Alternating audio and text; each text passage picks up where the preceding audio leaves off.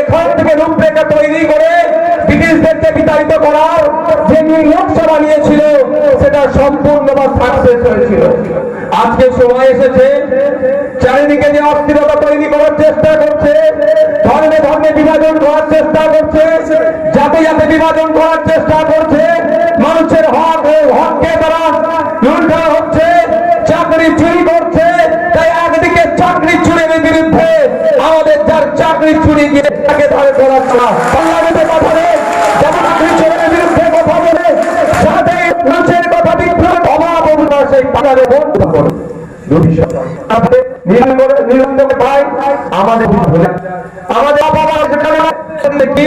আমাদের বক্তৃতা আছে বিরোধিতা ঘুরে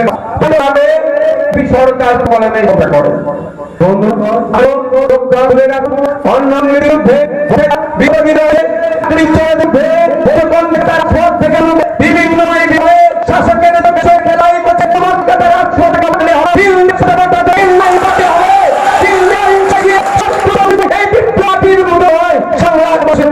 সারা দেশের মানুষ মাধ্যমে চোখ দেখে কথা বলবে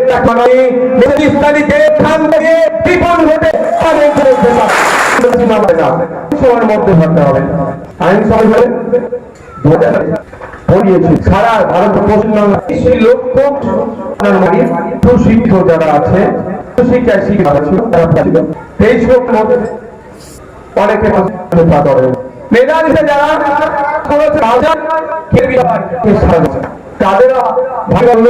তারা নীতি করছে। আপনি যে কাগজে কষ্ট করে যে পড়াশোনা করালেন, শিক্ষিত করালেন, 15,000 আপনি বলতে কাজ করে আপনি ভাইকে কাজ করছেন, ভিন্ন রাজ্যে কাজ করছেন, টাকার অংশ থেকে আপনার শিক্ষায় খেললেন, তার জন্য থাকার পরে 15 লাখ টাকার ফলে আপনাদের মধ্যে ওই এই অন্যের বিরুদ্ধে কোন রাস্তা দিয়ে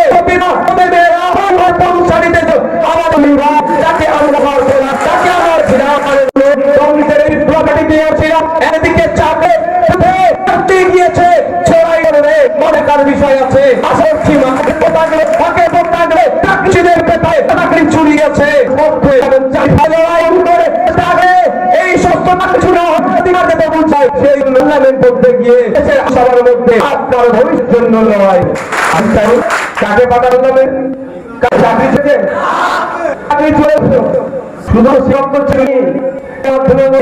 উনি যার চটি চাটতে খুব ভালো না চটি চাটতে খুব তার ছবি তাকে উত্তর দেবে মুখ্যমন্ত্রী নিত্যের চালা যেটা মানুষ হয় সে চাকরি চুরির অভিযোগে এই আপনি নির্বাচনের জন্য অনেকের জন্য বিখ্যাত বেনিফিটি শহীদ মন্দির নিচে টাকা দপ্তরে চাকরি এই মনে আন্দোলন চলছে। গিয়েছিলাম ওখানে গিয়ে রাজগারকে কোথায় তৃণমূলের নেতৃত্বে চাইছিলাম আপনি পেছন ফেলে বলুন চাকরি 6 মাস অতিবাহিত হয়ে গেল একজন মুখ্যমন্ত্রী মাননীয় শরণার্থী একটা বললেন না গ্রুপ দিয়ে চাকরি হয়নি। তার দপ্তরি সাথে নিয়োগ করে বলতে পারে যে দপ্তরে চুরি নিজের দপ্তর চুরি হয়ে ঘুরতে চলছে হয়ে যাওয়ার পরও এখন বাদ দিচ্ছে না পক্ষে যাবে তাকে আল্লাহ পাঠাবে ভাবতে হবে তাদেরকে এগিয়ে নিয়ে যাওয়ার কথাই হবে শেষ আগামী প্রদেশ দেওয়ার জন্য শুভেন্দু মহাশয় বর্তমান যা ধরেছে সেই সুন্দর ভাষায় দল ন্যাশনাল নামে সেই রাজ্যে গিয়ে দিন রাত করে তাদের সামনে শুভেন্দু অধিকারীর দল এসেছে একদিন আমার চোখগুলো দশ করে হবে বর্তমান যে দলে এই পলিসি নিয়ে সেগুলোর দিনালে দিন দিন যারা তার সন্ধান আর্থিকভাবে দুর্বল